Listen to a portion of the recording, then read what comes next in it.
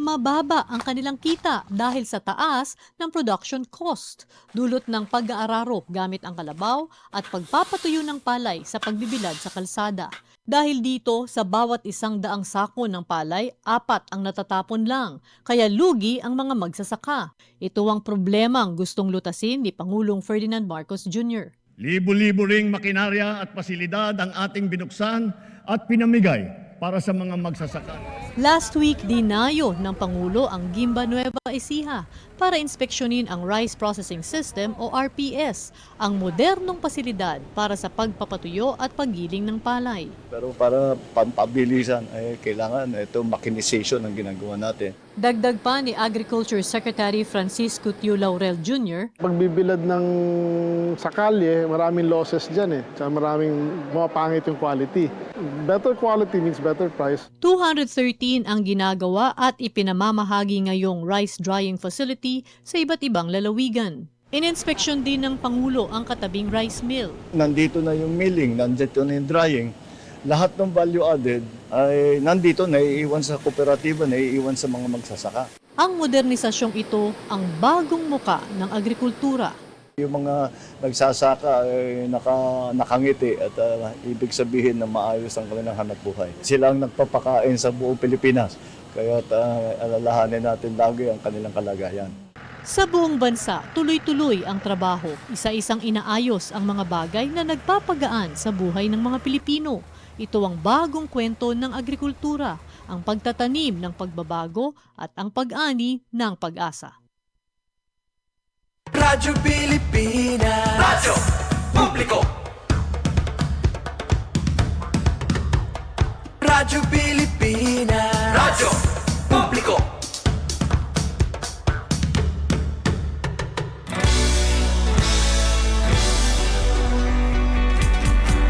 Mahalagang mga balita, napapanahong impormasyon. Kami ang inyong gabay pag may bagyo at sakuna. Serbisyo ng gobyerno kapag may nangangailangan. Mga proyekto ng Pangulo, damang-dama ang pagmamahal niya. Tulay ng mga hinaing, ang problema ng bayan ating lulutasin. Tulay sa himpapawid, tulay ng pagbabago. Radyo Pilipinas, Radyo Publiko ng bagong Pilipinas. Radyo Publiko, Radyo Pilipinas, Radyo Publiko ng bagong Pilipino. Mga proyekto ng Pangulo, damang-dama ang pagmamahal niya. Radyo Pilipinas, Radyo Publiko, ang boses ng Pangulo.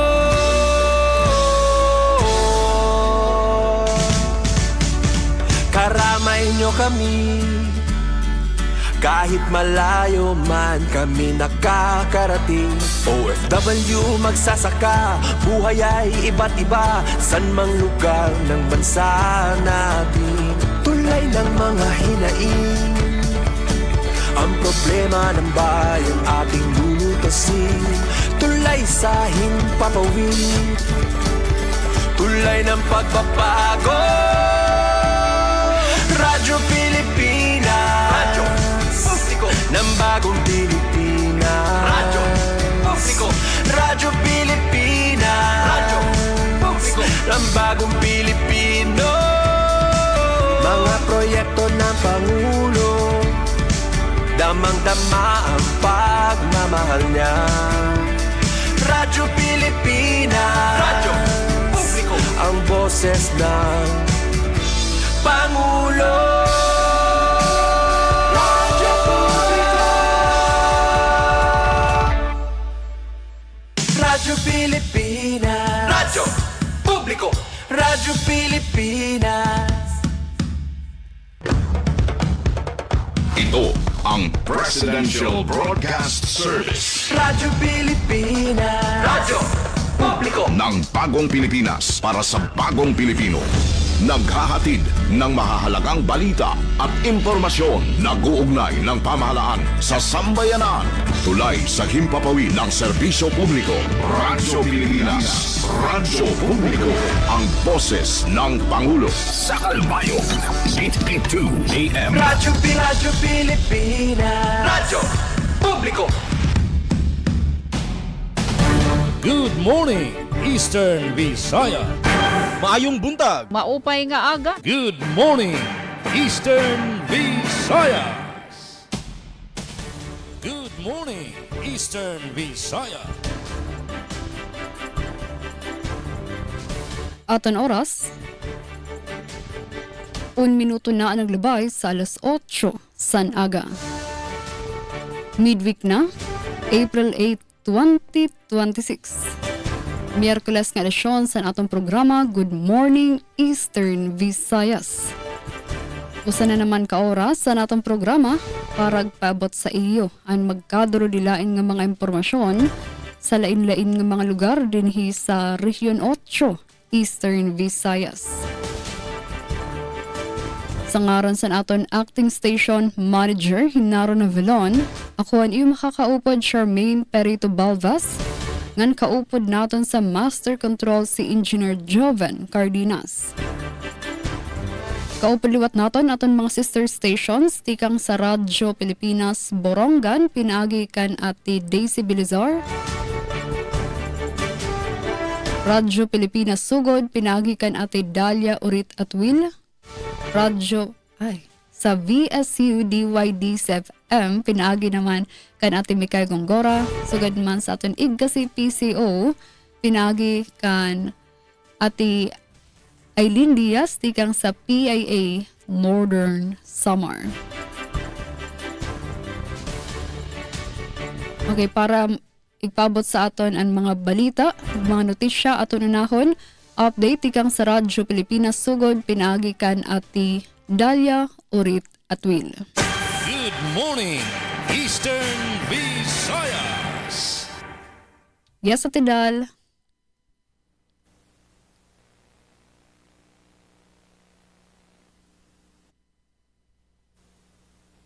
Nakamute po.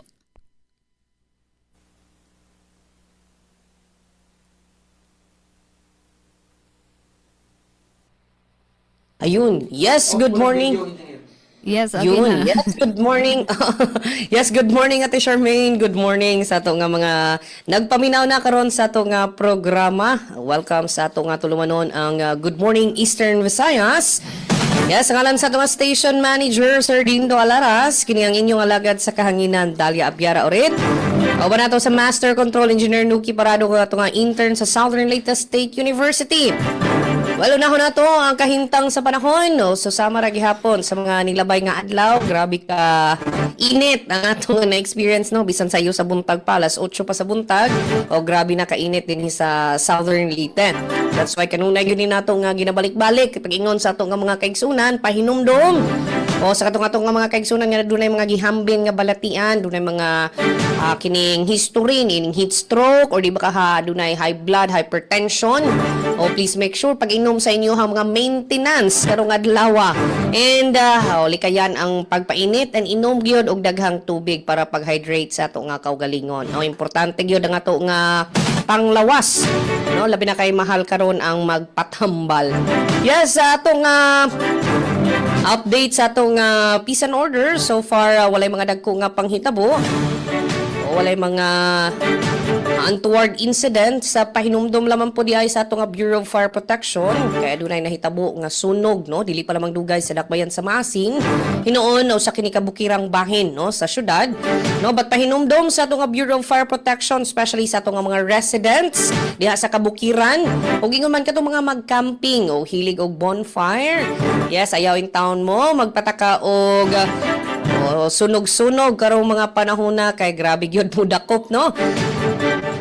Imagine 4 hours ang operasyon sa ato nga BFP aron lang mapatay ang kayo diha sa ato nga bukirang bahin no sa Dakbayan sa Masin, particular diha sa Barangay Hanginan.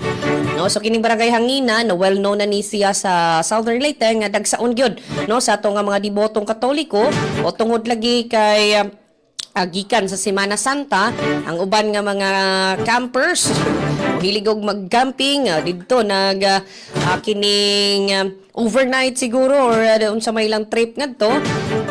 But mao na ang pahinumdom sa ato nga BFP no nga dili magpataka, make sure nga kung mag-bonfire man gani mo or sa inyo nga pagabuhaton, please make sure ayaw in town pagbilin og kining problema sa ato nga mga otoridad no. Sayang kaayo ang mga kahoy no nga mga matay ra. Yes, sa ato nga update sa Sugang Dagitab mga igala. Yes, lainaw sa scheduled power interruption. Ang atong masinati karong adlaw diha sa barangay Mabini sa lungsod sa Macrohon. Ini ang gipasabot sa atong Suleco. Alas 9 sa buntag hangtod sa alas 5 sa hapon. Ang hinungdan niini mo ang pag-relocate sa poste tungod sa pag-ali sa right of way diha sa naasoy nga barangay. And kaganina atong pasabot dili pa lamang dugay o pa adunay na experience no nga power interruption kini gikan sa National Grid Corporation of the Philippines kon NGCP alas 5 sa kadlawon hangtod na sa alas 7 sa buntag karong adlaw. Basin ang uban ng tingala nganong nag-brown out na wala na luto ang ilahang rice cooker, ang ilang mga dinungag. No, so tibok Southern Leyte ang coverage sa mga power interruption. Apil na gani ang Kikilo Abuyog Leyte except for Limasawa Island kay spag man ang ilahang gamit generator. No, ang hinungdan sa NGCP mao ang pagpahigayon sa correction of critical hotspot sa ilang disconnection switch sa Masin San Isidro 69 kV nga transmission line. And sa mga umaabot pa natong power interruption or power advisory, palihog ta sa pagbisita sa atong Southern Leyte Electric Cooperative sa ilang Facebook page aron na updated kita sa atong kining mga advisory sa atong buhatan sa Suleco. Bueno, arita sa itong mga nagunang update. Southern Leyte Provincial Hospital, aduna na supply sa anti-venom. At last, tunghaan sa hinunangan na nalakip sa giilang Best Regional School Papers 2026. Libreng neutering program ipahigayon diha sa Isla sa Limasawa. O kabalianon sa abton karon sa Southern Leyte Provincial Caravan. Yes? Sa ato nga pagbalik, ato na nga ihatod ang kompletong detalye niini sa ato nga second half. Sa ngalan sa ato nga station manager, Sir Dindo Alaras. Again, ang inyong higala sa kahanginan, Dalia Abiara Oret. Ug kauban nato again sa Master Control Engineer Nuki Parado nga ato nga intern sa Southern Leyte State University. Mayong buntag, balik kanimo Ate Charmaine. Good morning, Eastern Visayas.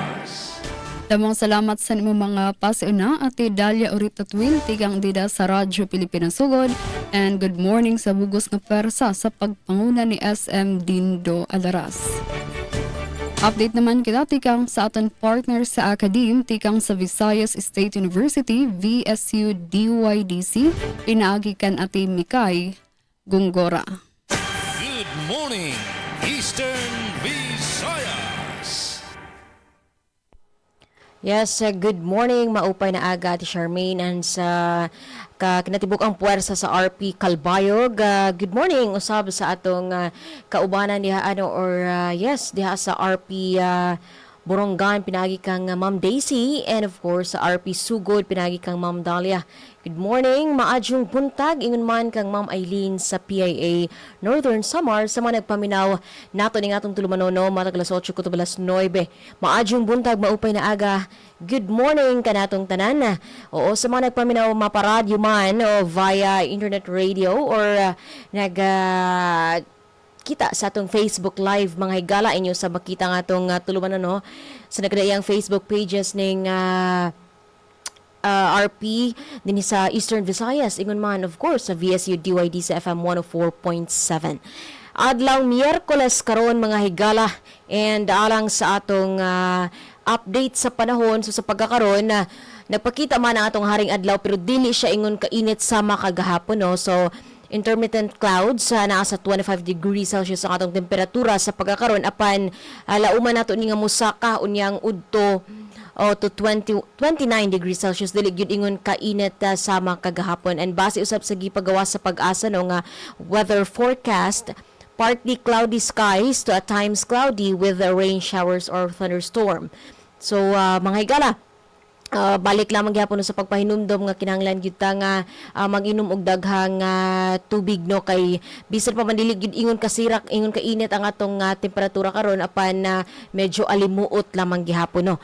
And sa lain pa nga kalambuan dinhi sa dakbayan sa Baybay, ang atong LGU Baybay, no, naga-turnover sa mga permanent housing units sa landslide survivors na itong tropical storm Agaton, no, niigo sa barangay Cantagnos. So, doon na mga permanent nga shelter ang atong mga ang atong mga biktima, ang mga pamilya dito sa barangay Cantagnos. So, padayon gayud ang atong LGU Baybay sa mga serbisyo, no. Ingon man sa lain pang kalambuan ni sa atong dakbayan, especially sa atong tunghaan Visayas State University. Ang atong VSU nagaselebrar sa bag-o nga mga civil engineers. Aduna tay 40 ka new #ProudViscan civil engineers nga kasamtang nakapasar sa March 2026 Civil Engineers Licensure Examination. Ang atong passing rate anaa sa 61.29% for first-time takers and 56.34% ang overall na nga passing rate, above the 35.05% national passing rate, no. So padayon gyud nga paagi-prove, no, sa atong tunghaan ang excellence sa engineering education. Congratulations once again sa atong Proud Viscan Civil Engineers. Sa atong sa lain na usab nga update sa atong LECO 4, so far wala gipagawas nga scheduled power interruption, apan sunod-sunod na, no, duha ka adlaw kagahap on last Monday and kagahapon adunay mga palong sa tong kuryente.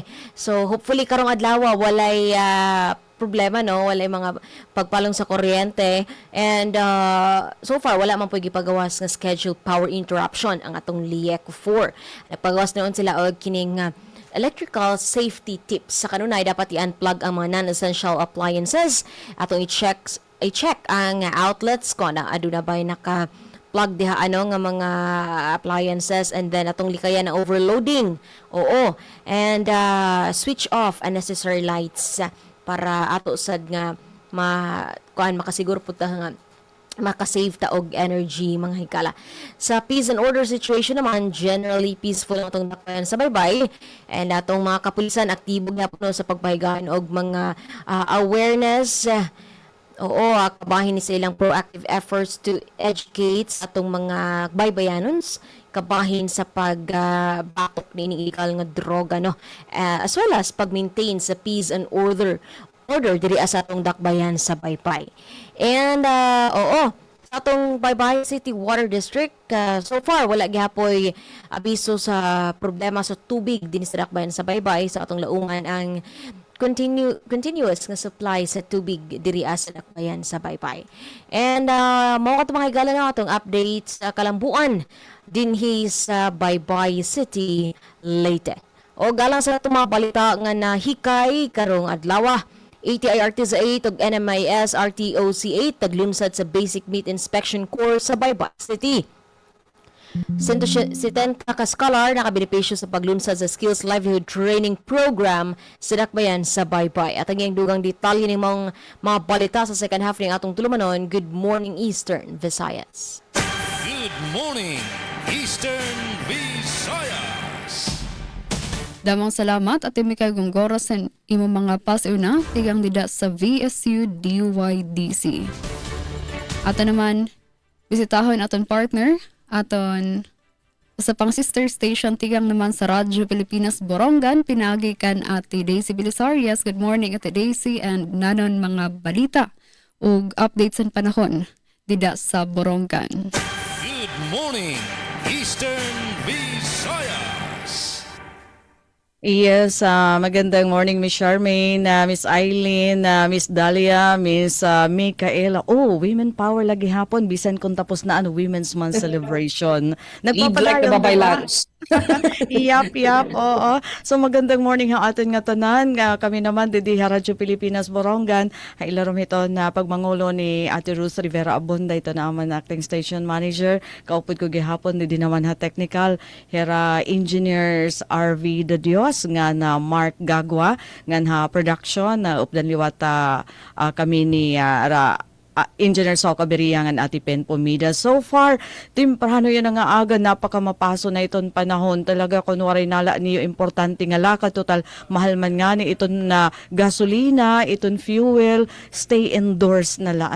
Total summer man, ayun nala kita iton pakipagsabayan. Labi na yan nga adlaw naman Miss Charmaine, kay iton amo naman mga truck drivers, adto na palis, nga adto naman iton payout para hadton na financial assistance, para iton mga truck drivers, di kang naman iton aton na gobyerno nasyonal, pinaagi iton DSWD. So temprano kaninahan aga, adto na iton hirayan na nga na probably nagtitikang na nga ni sana magtikang temprano iton distribution para matapos iton nga 900 nga mga beneficiaryo ang ginlalauman makakatagamtam aton 5,000 pesos tikang ito natin national government, pinaagi iton DSWD como ayuda iton mga apektado iton na krisis sa enerhiya, upod na iton nga ni nga paghitaas iton presyo iton gasolina nga iba pa nga petroleum products. Ngan haamo naman pag taga-kuryente, so far waray nakasked nga power interruption iton Eastern Samar Electric Cooperative, labi na iton sentro nga dapit, pero kailangan daman nga magtipid kay bisan nga ni hatod kanan bulan Marso nga diri pa upad haton computation, diri pa apektado haton krisis iton na enerhiya, nag-uminto na kamihin na sobra 2 pesos an taripahan kuryente kada kilowatt hour. Hapag taga-tubig naman, may adaliwat notisya o abiso iton Borongan Water District kay magkakamay adheran disconnection o panguto diya na nga adlaw Abril 8 para hiton na Zone 81. Hain ba iton sakop iton Zone 81? Barangay San Saturnino ngan Barangay Tabunan. So asya iton na pagdudumaraan niya na na disconnection para haton mga concessionaires nga waray makabayad haton ira kabaraydan na tubig sakophin na duha kabulan. Alright, ngan headlines naman iton mga balita di kang didiha Eastern Samar nahikayhan Radyo Pilipinas sa Borongan. Siyahan resolusyon nga nag-aaghat iton Department of Finance nga dagmiton iton pagtudlo kin Assistant Treasurer Hasyudadan Borongan, panguna nga gintratarhan konseho. Department of the Interior and Local Government Eastern Samar nakiusaha Provincial LPMC para haton site inspection habung tuhan oras. Samtang ikaduha nga district office han LTO didiha Eastern Samar ginabrihan habung tuhan Dolores. So Miss Charmaine aton detalihan mga balita na hikayan Radyo Pilipinas Borongan para yan ang adlaw Miyerkules Abril 8, 2026 ipapadangat second half taramdan. Good morning Eastern Visayas. Good morning, Eastern Visayas. Damang salamat Ate Daisy Belizar sa mga updates tigang nida sa Borongan Eastern Samar. Ngan hapit naman kita sa usa pa nga hipid naton nga probinsya sa Northern Samar naman aton partner. Iga si PCO tikang sa Philippine Information Agency PIA. Good morning Ate Eileen Diaz. Good morning, Eastern Visayas. Miss Eileen, nakamute ka po.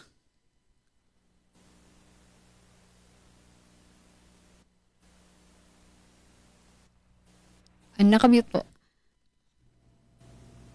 Good morning. Yes, okay. Hello? Yes, Ate Yun. Aileen.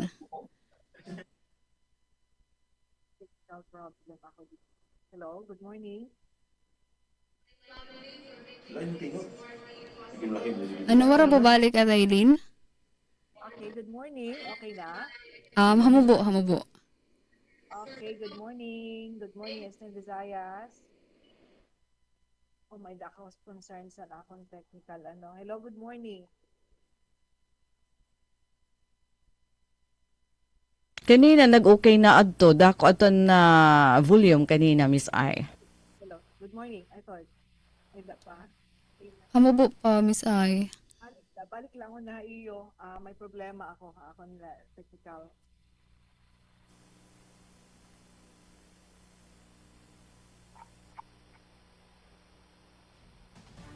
Good morning, Eastern Visayas.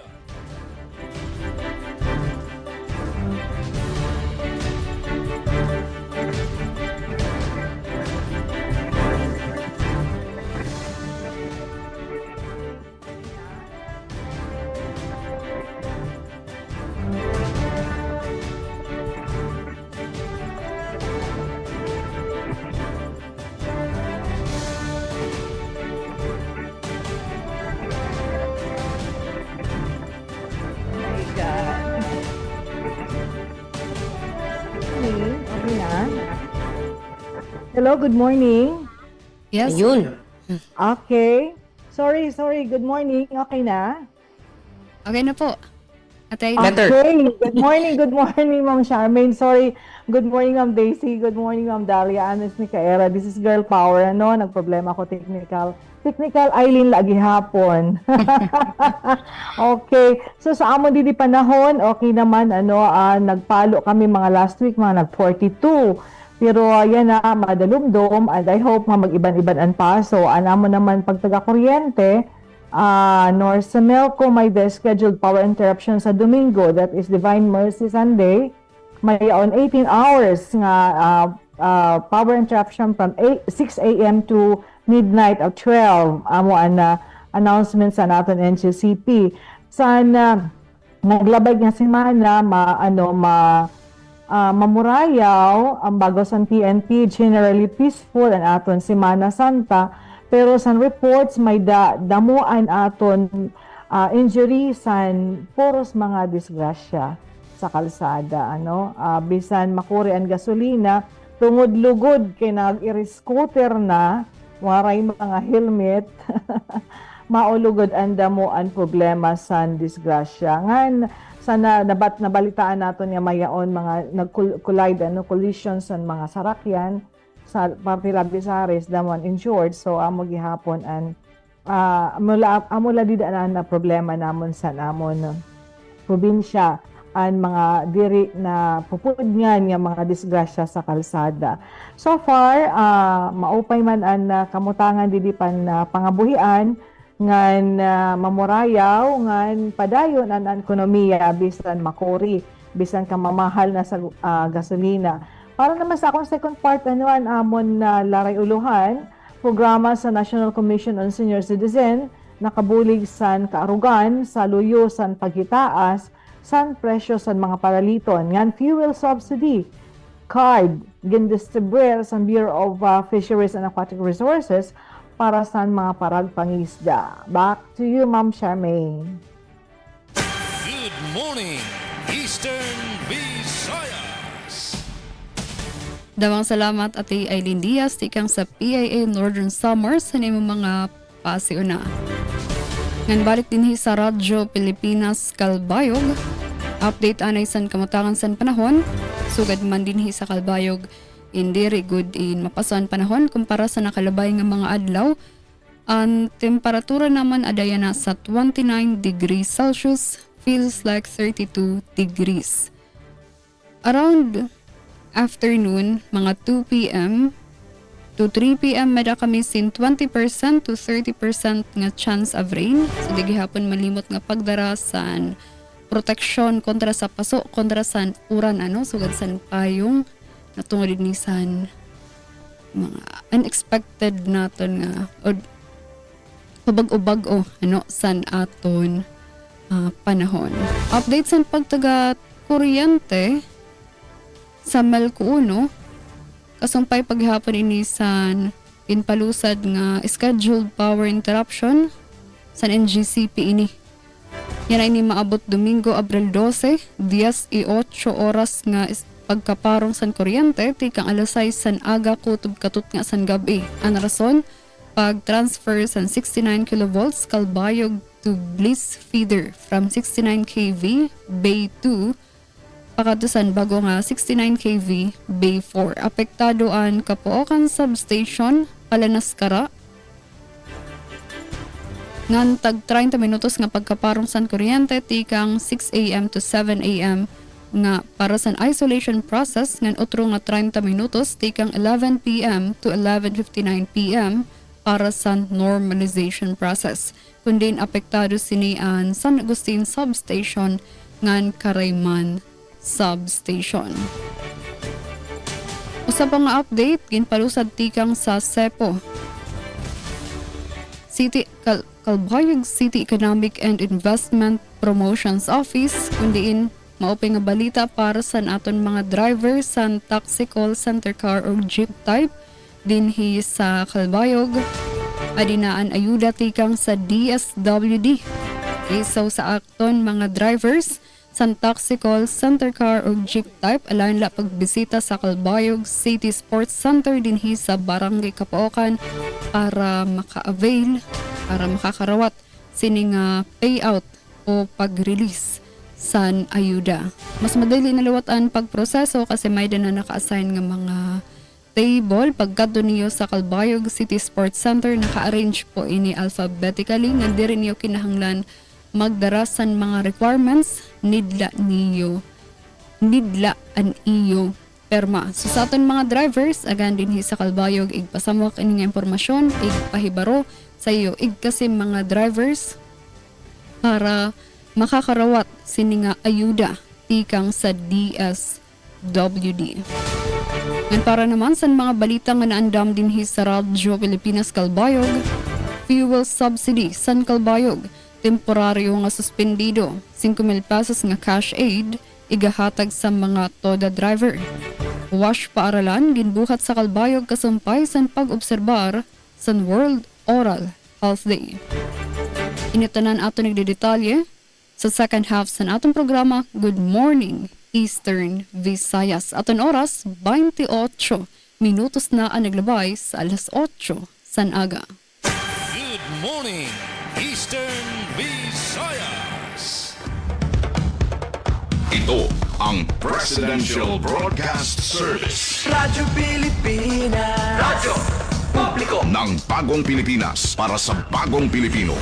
Naghahatid ng mahahalagang balita at impormasyon na guugnay ng pamahalaan sa sambayanan.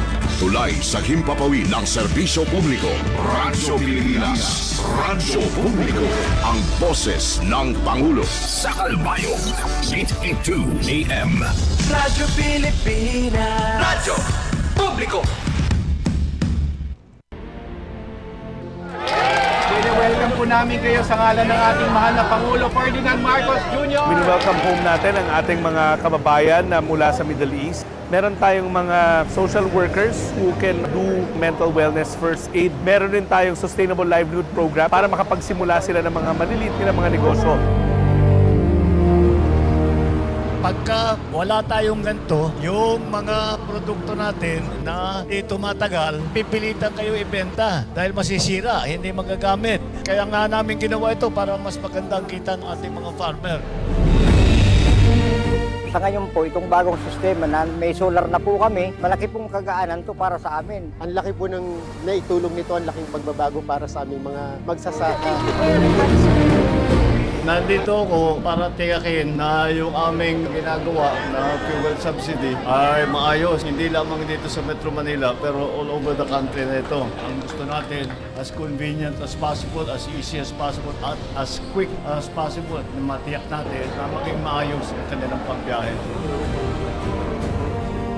Hindi natin kontrolado ang presyo ng langis sa mundo. Isa lamang ang aming pamantayan, agaran, pinakamabilis at direktang mararamdaman ng ordinaryong Pilipino, hindi bukas, hindi sa susunod na linggo. Ngayon, sa pagkain, sa pamasahe, sa kuryente, yan ang mga hakbang na aming inuuna. Sinabi ko sa DOH na tiyakin na makakapagpadala tayo ng mga doktor sa lahat ng munisipalidad, lalo na sa mga lugar na hindi madaling abutin at kulang ang serbisyo medikal. Ngayon po, meron na kaming pag-iimbakan ng aming mga inaning sibuyas. Tsaka mas nabigyan kami ng atensyon ngayon, mas dinidinig kami ng gobyerno sa mga hinaing namin. Ramdam namin ngayon na talagang ang focus niya ay tignan kung ano yung sitwasyon ng mga magsasaka. Lahat ng kailangan namin nandito na. We don't have to go to other places. Nakikita ko doon ang mga kababayan natin na nagpupunta na lang kapag malubha na ang sakit. Dito ako para ibigay sa kanila aking serbisyo na tulungan sila. May iwasan ang traffic dito. It will save approximately 1/2 hour ng traffic sa ating mga commuter, sa ating mga travelers. Patuloy natin pinabubuksan lahat ng mga kalsada upang mas madali ang magiging travel sa ating mga kababayan, lalong-lalo na ngayon na may Holy Week. Be law enforcers who will bring closure and justice to our people, and never forget your duty to the Republic. Always keep in mind that your oath is tied to the Republic and the Filipino people alone. Maging fuel efficient, panatilihin ang takbo ng sasakyan sa speed limit o 60 to 80 kilometers per hour at gamitin ang cruise control sa mga highways. May savings ka na aabot sa 15%. This is a public service announcement from the Department of Energy and this station. Good morning, Eastern Visaya. Maayong buntag. Maupay nga aga. Good morning, Eastern Visayas. Good morning, Eastern Visaya. Aton oras, 32 minutos na anulabay sa alas 8 sa naga. Second part sa natong programa, Good Morning Eastern Visayas. Katagihapon na layag sa naton mga radyo, sugod man sa official Facebook pages san Radyo Pilipinas Borongan, Calbayog, ng sugod man sa VSU DYDC, ng Philippine Information Agency, PIA, Northern Samar. Ina para sa detalye sa mga balita, para na nga adlaw, adi si aton unahon si Ate Dalia Abiera urit at Will tikang dida sa Radyo Pilipinas Sugod. Good morning, Eastern Visayas. Yes, Ate Charmaine, good morning pagbalik. Ingon man sa itong mga kaubanan. Ning puntuha, atong ihatod ang kompletong detalye sa mga balita. O yato na nga i-acknowledge no, ang atong mga nagtanaw sa atong live stream. Kang Sir Celso Obligado, ingon man kang Jonard Villar, kang Ma'am Jennifer Piquero, kang Sir Bernardo Gotardo. Ingon man kang Ma'am Denden C. Abihar, nga nadiha sa Canada. Good morning kanimo, Ma'am. Yes, sa atong nagunang update sa atong lalawigan sa Southern Leyte karong adlaw nga Miyerkules mga igala, tunghaan sa hinunangan nalakip sa giila nga Best Regional School Papers 2026. Para sa report niya si Aljon Malot. Radyo Pilipinas. Yes, Aljon. Nalakip ang usa ka tunghaan sa hinunangan Southern Leyte sa mga gila nga Best Regional School Papers 2026 sumala sa Regional Memorandum number 399 series of 2026 nga gipagawas sa Department of Education kon DepEd Eastern Visayas. Nakuha sa ang sidlakan ang opisyal nga publication sa Tausan Elementary School ang third Best Regional School Paper, partikular sa Elementary Filipino category. Sa panguna ni School Paper Advisor Peter R. Fehe, nakausab sa ang sidlakan ang nagkadang pag-ilas sa mga individual nga kategorya. Gilang publication isip third placer sa pahinang balita, second placer sa pahinang editorial, third placer sa pahinang agaham at teknolohiya, third placer sa pahinang sports, ug third placer sa pag-aanyo at disenyo sa pahina. Sumala sa memorandum, ang gilang top 5 school papers matag kategorya mahimong opisyal nga entry sa rehiyon alang sa ipahigayon nga exhibit of Best Regional School Papers nga ipahigayon atol sa National Schools Press Conference kun NSPC gikan Abril 14 hangtod 16 dining tuiga sa Ormoc City. Balita gikan sa lungsod sa Hinunangan para sa Bagong Pilipinas, Alzon Malot. Radyo Pilipinas, Radyo Publiko. Yes, daghang salamat sa imong report, Sir Aljon Malot. Good morning, Eastern Visayas. Sa lain pang balita gikan sa VSU DYDs FM, ATI RTSA 8 ug NMIS RTOC 8 naglunsad sa Basic Meat Inspection Course sa Baybay City. Ani ang detalye sa akong report. Malang pusong gilunsad sa Agricultural Training Institute Regional Training Center kun ATI RTZ 8 ang Basic Meat Inspection Course o BMIC nga gipaygayon sa Visayas State University Campus sa Baybay City, Leyte. Ang 20 kaadlaw nga komprehensibong training gihimo pinagi sa panag-uban sa National Meat Inspection Service Regional Technical Operations Center kun NMIS RTOC 8 ug gitambungan sa 20 ka local government unit o LGU Meat Inspection Officers. Ang mga pagbansay nagsugod netong Abril 6 o padayon kini hangtod Mayo 1 ning kasamtang tuig diin gitumong ang pagpaligon sa kahibalo ug abilidad sa mga opisyal nga nagdumala sa inspeksyon sa karne sa nakalain-lain lokal nga kagamanan sa rehiyon. Kabahin sa mga kurso ang pagpalalom sa kahibalo sa mga partisipante sa mga pamaagi sa meat inspection, food safety protocols, quality control measures ug husto nga hygiene practices nga mahinungdanon aron masiguro ang taas nga kalidad ug kaluwasan sa karne nga i-produce ug ipang-apod-apod sa merkado. Gitinguha usab sa training nga mapaligon ang technical capabilities sa mga partisipante ug mapalapad ang ilang pagsabot sa mga legal nga kinahanglanon nga ilang sundon sa pagtuman sa ilang katungdanan isip mga meat inspectors. Pinaagi sa mga pagbansay, gilauman nga mas mapaligon ang kapasidad sa mga lokal nga meat inspection officers sa pagpatuman sa mga sumbanan sa inspeksyon ug pagsiguro nga ang karne nga moabot sa mga konsumidor luwas, limpyo ug angayan sa konsumo. Sa pagsugod sa kalihukan, giabi-abi ni Regional Technical Director sa NMIS RTOC 8, Dr. Eduardo Glendon Alvarez ang mga partisipante ug gipasiugda ang importansya sa padayon nga panag-uban aron mapalambo ang kahimtang sa meat inspection sa rehiyon. Ang mga inisyatiba kabahin sa padayon nga paningkamot sa mga ahensya sa gobyerno aron mas mapaligon ang food safety standards ug masiguro ang proteksyon sa panglawas sa publiko pinaagi sa hapsay ug epektibong inspeksyon sa karne. Gikan sa VSU DYDs FM, Micaela Gongora, Good Morning Eastern Visayas. Good morning, Eastern Visayas. Samtang natin oras, mayroon na kita 37 minutos sa nakalubayhan alas 8 haaga. Mga balita naman na hikayhan Radyo Pilipinas Borongan. Siyahan, Governor Evardoni nagpaangbithin kaaram ha politikal, ekonomiya ha mga estudyante han Eastern Samar State University. Ang detalyihan report, tigang Kanpen Pumida. Radyo Pilipinas Report. Naghatagin mensahe Governor Ralph Vincent Evardoni ha seminar han Political Science Department han Eastern Samar State University as main campus ha teatro ibabaw non nga nagtutok ka political nga liderato. Ang keynote speech niya nga may titulo nga The Future of Philippine Political Economy, Prospects for Eastern Samar, nagtutdo ang mga estudyante kung paunanon nakaka-impluwensyan gobyerno ngan lokal nga pag-uswag sa ekonomiya, ngan kung paunanon ekonomiya nakaka-epekto ha mga polisiyan, estado.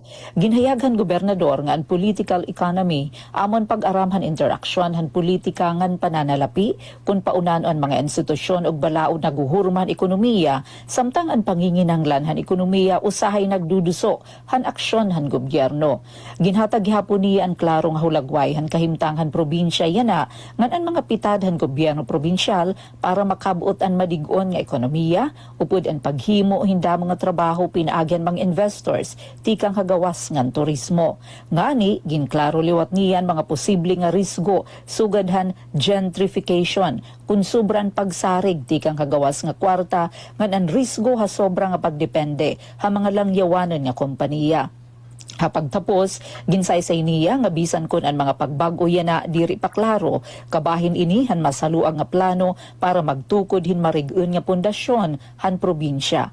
Ginihimo naton ang mga butang halain nga paagi bisan diri pa ini inaabat yana pero diri nangangahulugan nga sayop antes mahinabuan nga tanan kinahanglan may plano ngan pundasyon pulong kan Evardoni. Para Bagong Pilipinas, Penelope Pumida, Radyo Pilipinas, Radyo Publiko, Borongan.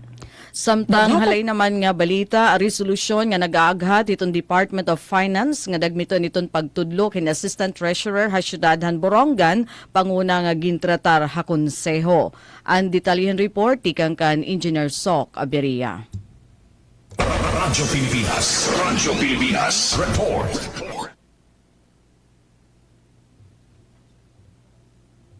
Ngan kun paunan ang ekonomiya nakakaepekto ha mga pulisiyan, estado, ginhayagan gobernador nga ang political economy amon pag-aramhan interaksyon han politika. Pagparigon ng resolusyon nga nagre-request sa Department of Finance, Bureau of Local Government Finance nga dagmiton ang pagtudlo kin Assistant City Treasurer nga nadun pagtalaghain alternate signatory sa City Treasurer's Office sa Ciudad de Borongan agud masiguro nga dili mababalaw itong pagproproseso at mga transaksyon basit requirements sa Ilaramit's of Doing Business Act of 2018 na naging pasaliwat ang resolusyon na nagtatagusyag nagpapasidangag at key personnel at Borongan City Division kan the Schools Division Superintendent Edgar Tinasas, Pamela de la Cruz, Alberto Azul, Renato Catuday, Lia Aberia o Eric Abiliar at doon irasusgaranan nga serbisyo. Excelente accomplishment sa valuable contribution sa syudad ang Borongan.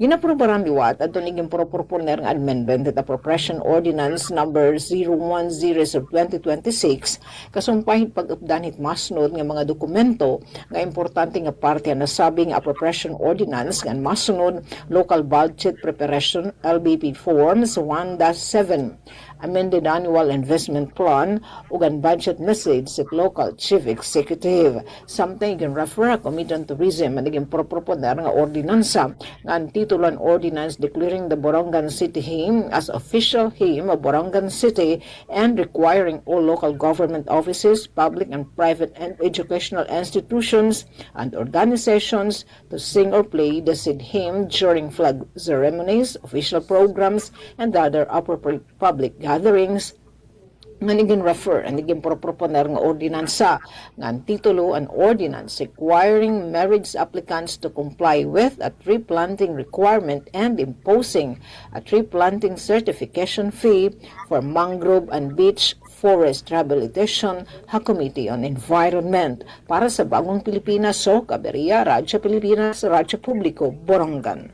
Damang nga salamat ni report Ati Pen and Ati Sok Aberia. Good morning, Eastern Visayas. Programa sa National Commission on Senior Citizen na nakabulig sa kaarugan sa luyusan pagitaas ang presyo sa mga paraliton. Dako ang bulig sa National Commission on Senior Citizen sa programa sini sa ilarom sa Centenarian Act of 2016 o Akto Republika numero 1868.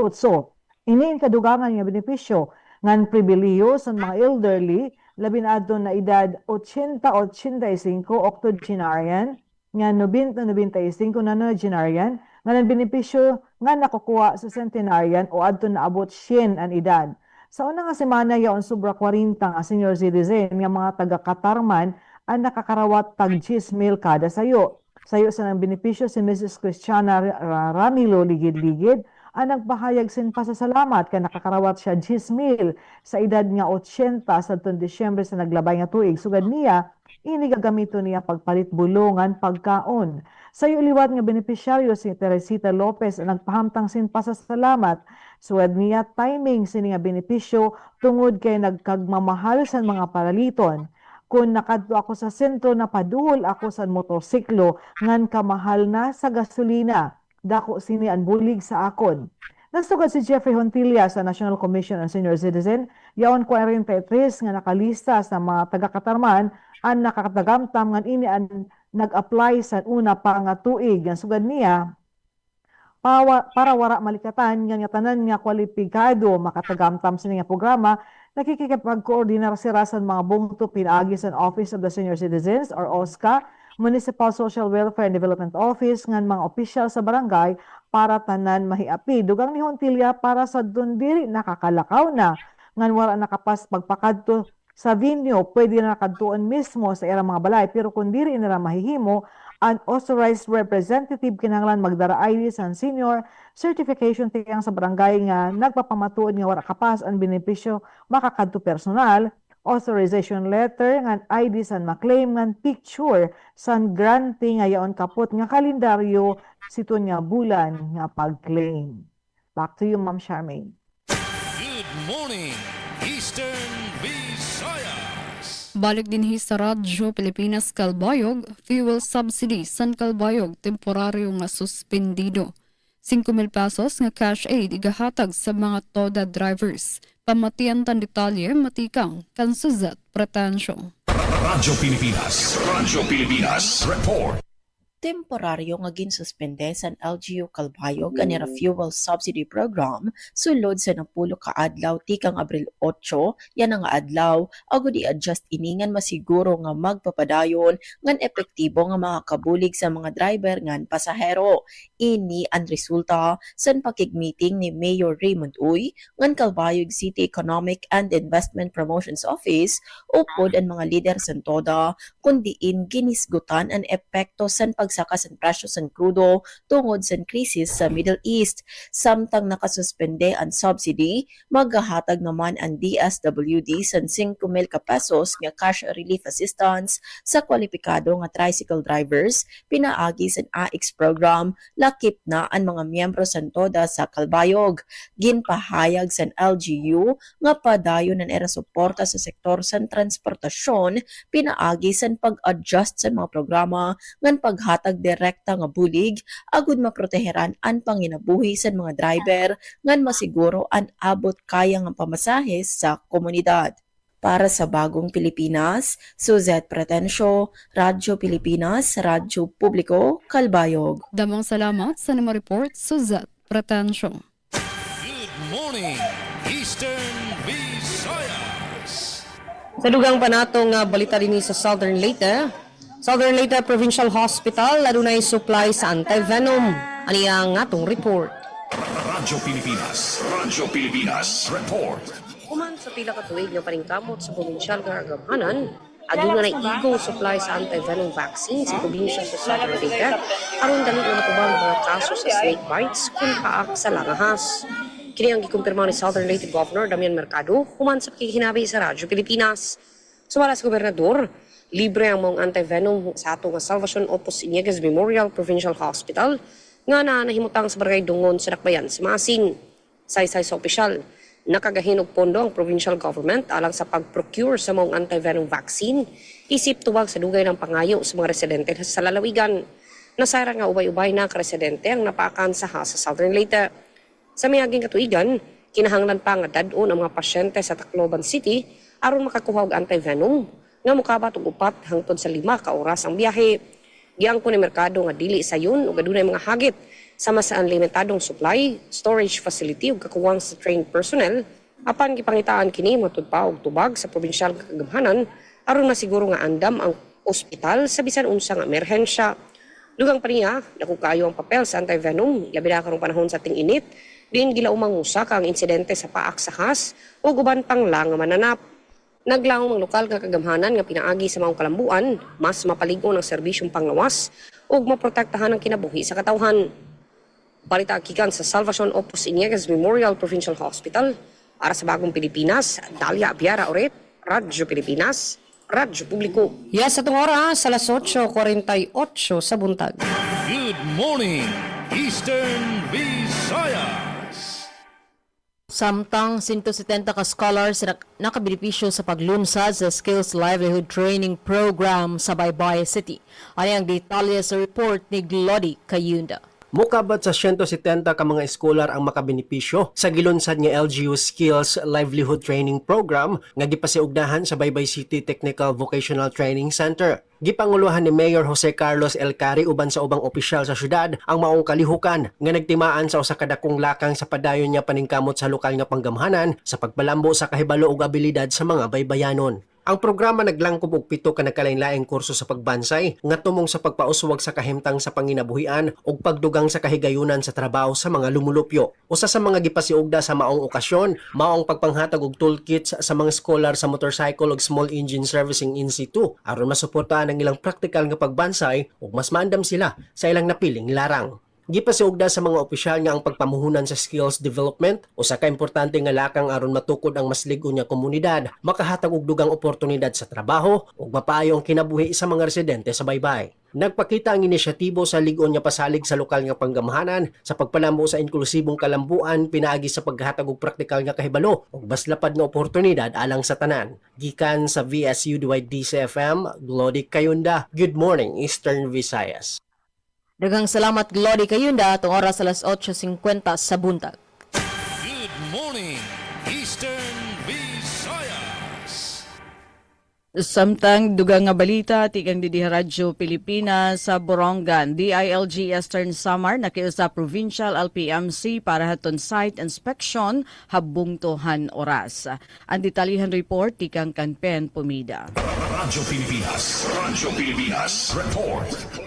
Local Government DILG Eastern Samar, Gobyerno Probinsyal ginbuhat nga Local Project Monitoring Committee LPMC inspection habungtuhan oras. Ginsusihan aktibidad ang bag-o lang nga natapos nga konstruksyon han Farm to Market Road ha Barangay Dalid, Bagakay nga ginpatuman han Gobyerno Probinsyal nga ginpunduhan ha ilarom han Local Government Support Fund Financial Assistance to Local Government Units LGSF FELGU program.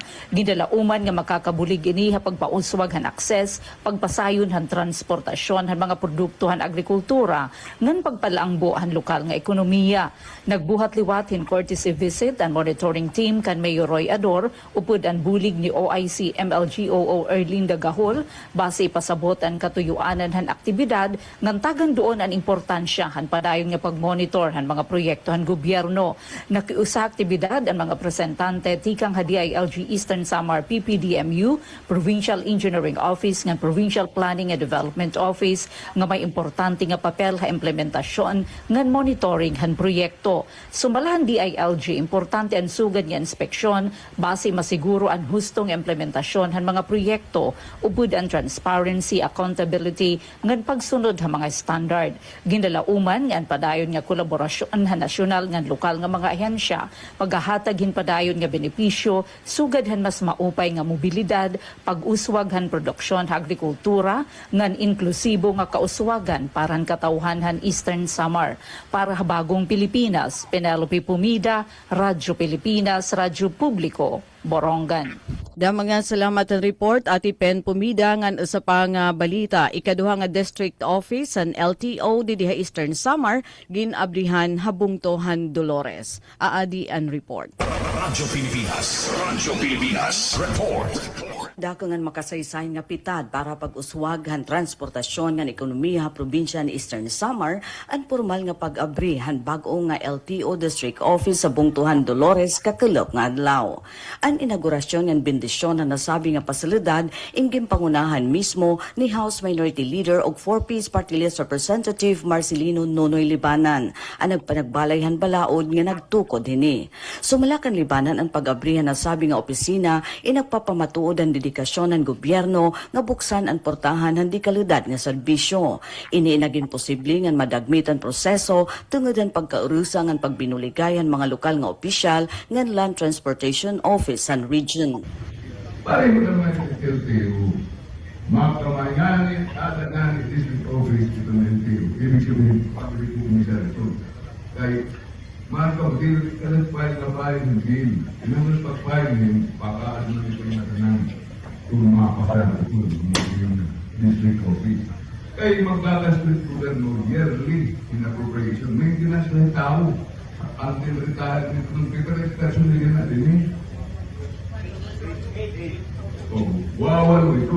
Nasa-appropriation. Pagkulit na natin mga allowances, naganagila 30-month pay, separation. Ubus na itong kasta. Pag-release ni sa atin eh. Nga itong doon. Tunod ni tatong pagkalo sa madagmit niya ng mga progreso. Haiya naman mensahe ginklaro ni LTO Regional Director Attorney Lidweno Macariola nga ang LTO ha Dolores sa nga regular district office. May ada kalugaringan nga plantilya nga personnel, direktan operational budget tikang nga gobyerno nasyonal nga kumplito ang serbisyo tikang nga licensing, registration ng mga bihikulo nga law enforcement. Ginlalauman nga masiserbisyohan hini in pito nga bungto tikang hataf nga tutubdob hahipapad nga dako ang benepisyo haton mga taga norte nga dapit han Eastern Samar nga di na kinahanglan nga magbiyahin harayo para makatagamtaman serbisyo. Talaga ko din in district office. Pareho in Borongan. Catering about 6 or 7 municipalities. Tugtog na to ipapad. Yes, hipapad maslog.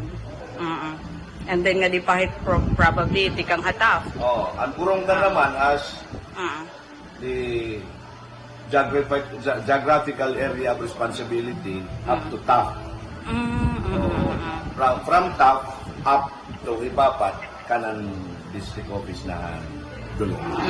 Samtang nagpaabot hinda nga pagpasalamat ni Mayor Zaldi Carpeso kang Congressman Libanan nga national nga gobyerno hapag pilihan Dolores kung mabalayan ikaduha nga district office ng LTO habugos nga probinsya. Pulong niya ang pag-abot ni nga ahensya ing gintatanaw nga makakahatag hinda nga buhis ngan matataganin higayon ang lokal nga ekonomiya hanbungto.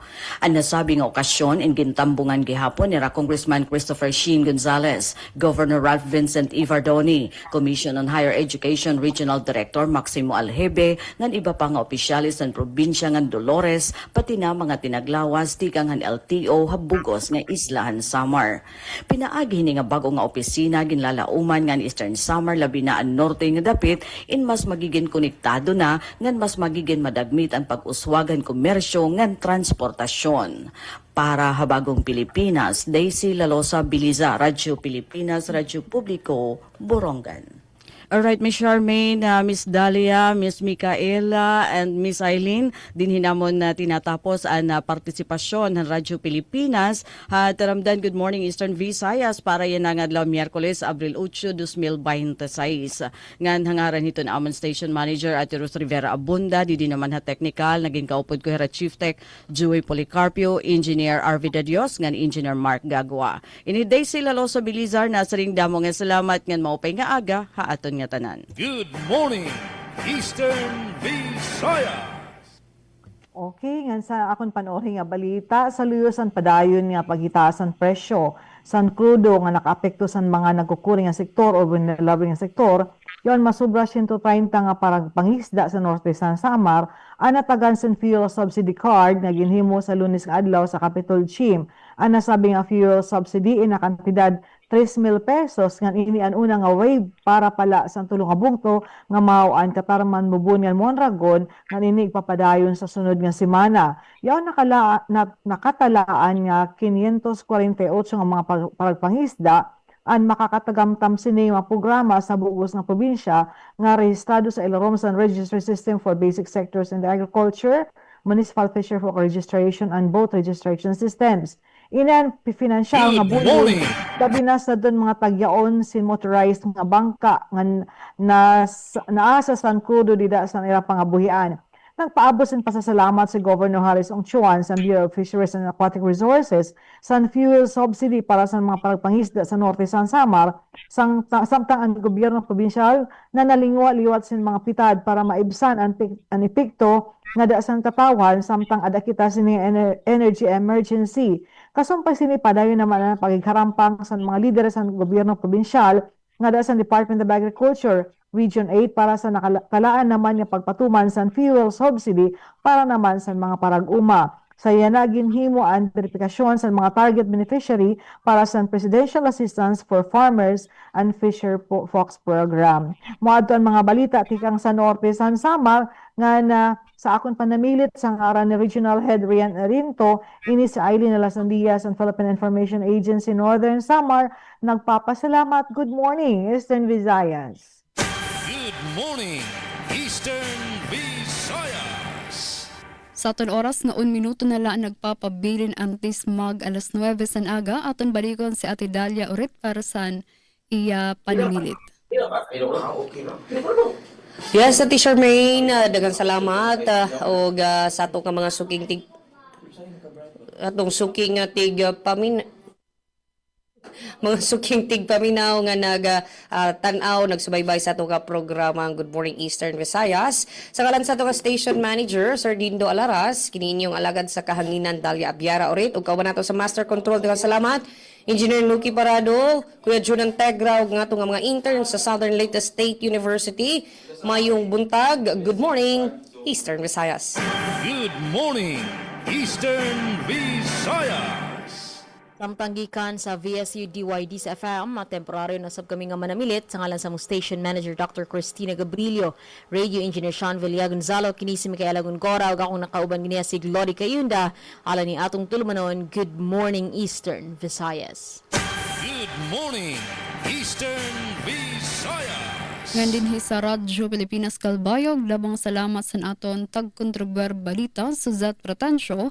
Nakaupod naton sa Master Control si Engineer Joven Cardenas, ngan sa ngaran sa aton Acting Station Manager Hinaro Novelon, ako ang yung nakaupod Charmaine Perito Balves. Din hinaton temporaryo ang gintatapos sa atong programa sa Good Morning Eastern Visayas, buwas nga Webes, Abril 9, kita mabalik. Lain na luwat nga edisyon sa atong programa Good Morning Eastern Visayas. Damang salamat and maupay nga aga. Good morning, Eastern Visayas. Ito ang Presidential Broadcast Service. Radyo Pilipinas. Radyo Publiko ng Bagong Pilipinas para sa Bagong Pilipino. Naghahatid ng mahahalagang balita at impormasyon na guugnay ng pamahalaan sa sambayanan. Tulay sa himpapawid ng serbisyo publiko. Radyo Pilipinas. Radyo Publiko. Ang boses ng Pangulo. Sa Kalbayog. 882 AM. Radyo Pilipinas. Radyo Publiko.